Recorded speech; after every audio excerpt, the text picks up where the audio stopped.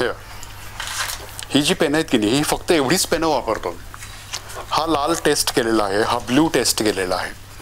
हे सगळे रंग मी टेस्ट केलेत लाईट फास्टनेससाठी. आणि एवढ्याच फक्त ह्याच्यातून सगळं करू शकतो आपण.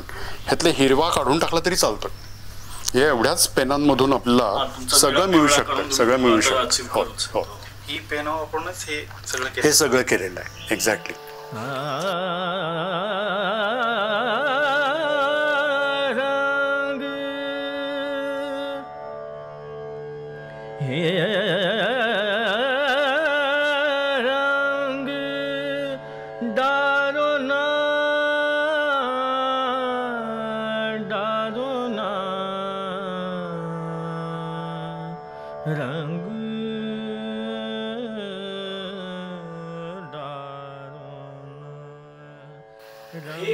बॉलपेनचं चालू होण्याआधी what was your journey about visual arts आणि याची काय जर्नी?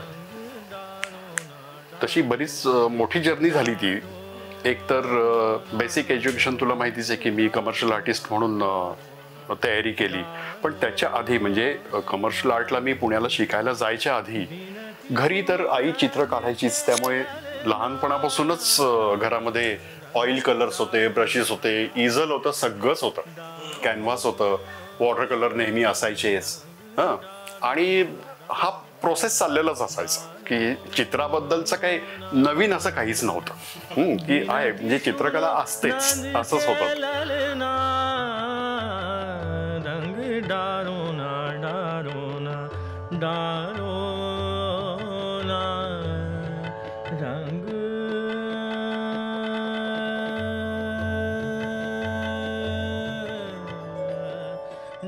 आमच्या शाळेमध्ये त्याला 4थी पर्यंत पाटीवरतीच सगळं करायचं. वही आणि पेन वगैरे काही नव्हतं.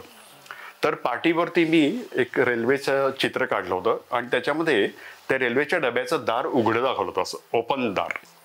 तर आमच्या कुलकर्णी बाई होते त्यावेळेला, त्या एवढ्या खुश झाल्या. त्या म्हणाल्या की तुला हे दार उघडं दाखवायचं कसं काय वाटलं तुला?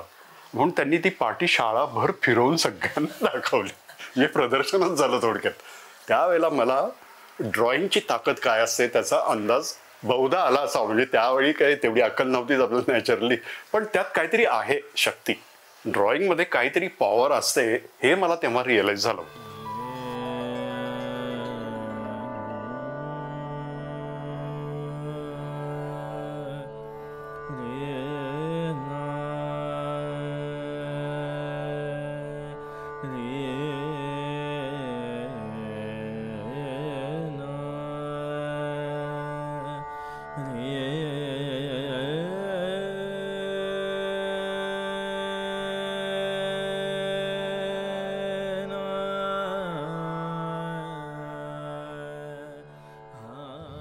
हे जे फोटो आपण काढले मी जाऊन ते सारखे पाहत राहतो आणि एखादा फोटो मला तो इन्स्पिरेशन देऊन जातो की आता अरे हे ह्याच्यात छान शक्यता आहे आणि मग त्यावरती काम सुरू करतो. मग विचार करतो त्याच्यावर, प्रिंट काढतो त्याचा एक आणि त्याच्यातून मग कॉम्पोजिशन सिलेक्ट करतो मी. काही गोष्टी नको असलेल्या तशाच काढून टाकायच्या बाजूला ते करून तेवढी मला काय वापरायचं त्यातलं ते मी जास्त ठरवू शकतो. पण मला इकडचा हा अनुभव म्हणजे आता हे जे आकाश आहे, लाईटिंग जी आहे आणि ती जी आकाशाला ती घुसणारी ती जे वरचं टोक आहे ती थोडं झाडं पण आहे तिथे. म्हणजे असं नाही की फक्त इथे कॉन्क्रीटच्या बिल्डिंग आहेत असं नाही आहे. तर झाडी पण आहे, तिथंसुद्धा एक लांब झाड दिसतंय, ते सुद्धा चित्रात छान घ्यायचं आहे मला. त्या छत्र्या म्हणजे लोक किती मोकळेपणाने रस्त्यावरती फिरत आहेत, खूप छान.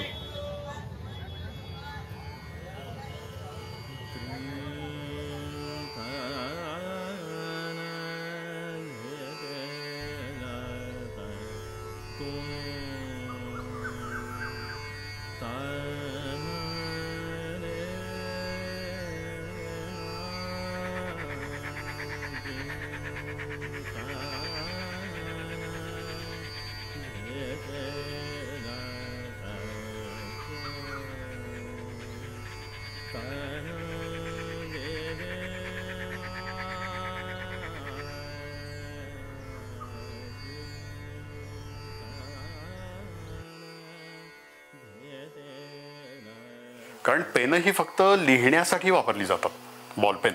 ओके, बॉलपेनचं दुसरं ॲप्लिकेशनच नव्हतं. फक्त हिरवा, लाल, निळा आणि काळा हे 4च रंग मिळायचे. तर येलोचं इंडिव्हिज्युअल ॲप्लिकेशन काहीच नाही, म्हणून कोणीच येलो काढायचा विचारही केलेला नव्हता. आणि येलो तर बेसिक कॉम्पोनंट आहे ना. येलो नसेल तर तुमचे कुठले हिरवे नाहीत आणि लालच्या पेक्षा पिवळ्याकडे जाणारे कुठल्याच शेड्स नाहीत. आणि ब्राऊन्सही कुठले मिळवणं कठीण आहे, कारण येलो सगळीकडेच असतो. आपण आता हे व्हिज्युअल पाहतो, यात 90% जास्त येलोच असतो आणि बाकीचे रंग फार कमी असतात खरं तर. तुला आठवत असेल की सनी नावाचे एक पेन मिळायचं, ट्रान्सपरंट बॉडीवालं, त्या फ्लेअर नावाच्या कंपनीचं. त्याच्यात 4 रिफिल असायच्या, त्या रेड, ग्रीन, ब्लू आणि ब्लॅक. एकाच पेनमध्ये 4 रिफिल. तर त्या 4 रंग मिळायचे ते. आणि ते पेन माझ्याकडे नेहमी असायचं. म्हणजे काहीतरी नोट्स काढायला डायरीमध्ये मी ते पेन नेहमी वापरायचो. मग त्यात एक असं वाटलं मला की अरे ह्याच्यानीच का करून बघू नये आपण. आणि माझं पहिलं ड्रॉइंग त्यांनी केलं, मी त्या पेनानेच केलं. मग त्या दिवशी मला हे कळलं की येलो नाही आहे ह्याच्यामध्ये. बरं, त्या चित्रात तरी काय रेफरन्स, मी काहीतरी सकाळ पेपर घ्यायचो, त्यावेळेला कुठं तरी एक छोटासा काहीतरी प्रिंट झालेला एक फुलांचा फोटो होता. तो मला आवडला. अरे हे करून बघूया आपण, असं वाटलं मला. आणि मी ते समोर रेफरन्स ठेवला आणि सुरुवात केली काम. सुरुवात नॅचरली ब्लॅक, ब्ल्यू अशी केली.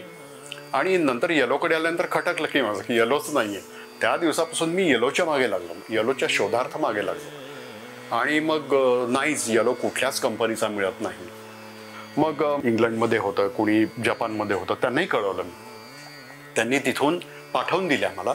त्याच्यात येलो मला मिळाला आणि मग तिथून येलोचा वापर सुरू झाला.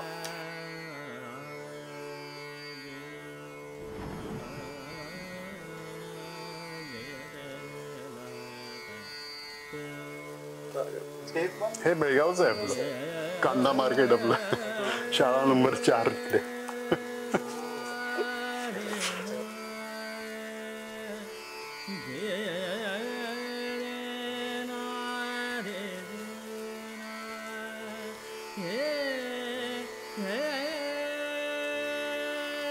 मला पण ते खूप एक चित्र खूप आवडलेलं. इडली घालून 2 पोरं वरती एका ह्याच्यावरती चढत चालत पावसामध्ये. त्याच्यात चित्रच आहेत सगळी तिकडे ती. होय हो, हे वेगवेगळी चित्र आहेत, असॉर्टेड आहेत सगळी ही. हे परवाचे आपल्या शो मध्ये होतं मुंबईला. मुंबईच्या शो मध्ये. याच्यातली काही आहेत ती होतीच तिकडे. हे नव्हतं, हे इथं नंतर केलेलं आहे मी. मला वाटतं हे 24च्या एंडचं बघ केव्हा तरी आहे हे जे आहे.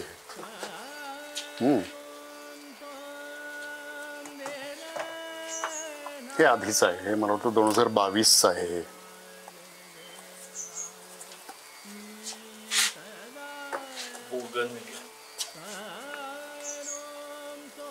हे मात्र पेनचं नाही आहे, हे वॉटर कलर पेन्सिल्स वापरून केलेलं आहे. बदामी. हा तोरगलचा किल्ला आहे, हा तोरगलच्या किल्ल्याचं प्रवेशद्वार आहे. हे जुनं आहे खूप. हे मला वाटतं 2013चं आहे. इज धिस आर्ट असं विचारलेलं आहे. हे एक मी केलेलं वॉटर कलर. फार कमी झालेली आहेत माझी वॉटर कलर्स, पण हे त्या कुठे गेलो होतो तुला सांगतो. हे बोलिव्हिया म्हणून देश आहे, साऊथ अमेरिकेत.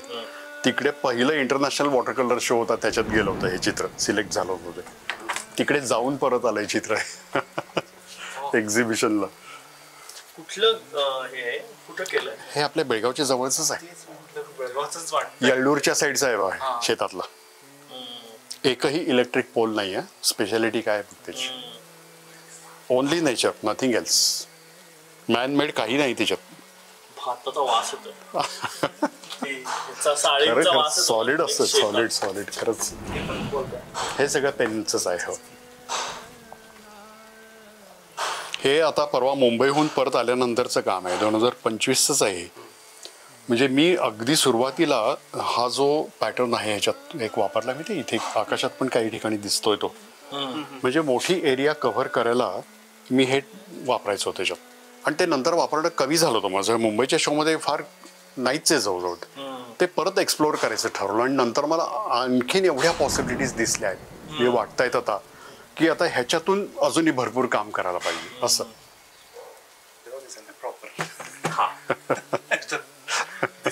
म्हणजे ही लोक घराच्या आत राहतात का बाहेर राहतात हेच कळत नाही. होय की नाही?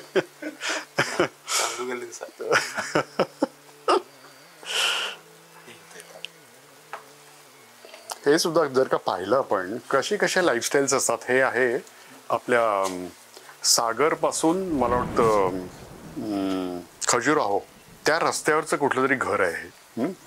हे गेट कसं केलेलं आहे. हा पाईप आहे, ड्रेनेजचा मोठा पाईप असतो, तो पाईप उलटा ठेवलेला आहे.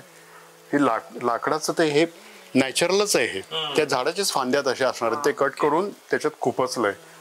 इथं जुनं चाक टायरचं चाक जोडलेलं आहे म्हणजे असं ऑन ऑफ करायला त्याला आणि काटक्या लावल्यात सगळ्या.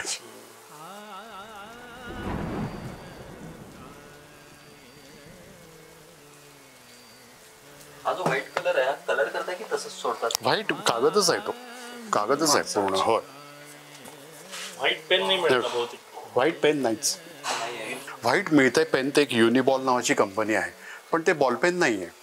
तो आपला करेक्शनचं पेन असतं की तसं ओपेक व्हाईट असतो तो. म्हणजे तुम्ही करेक्शनसाठी समजा एखादा डॉट चुकीचा पडलाय तिथे वापरू शकता, पण मी एकदाच वापरून बघितलं ते आणि त्याच्यातून ती इंक परत दिसायला लागली वर. मग आता ते किती लपवणार तुम्ही? त्या न लपवता तुम्ही न चुकताच काम करणार किंवा चुकलाच समजा तो तुमच्या चित्राचा भाग करून घ्यायला पाहिजे तुम्ही. होय की नाही?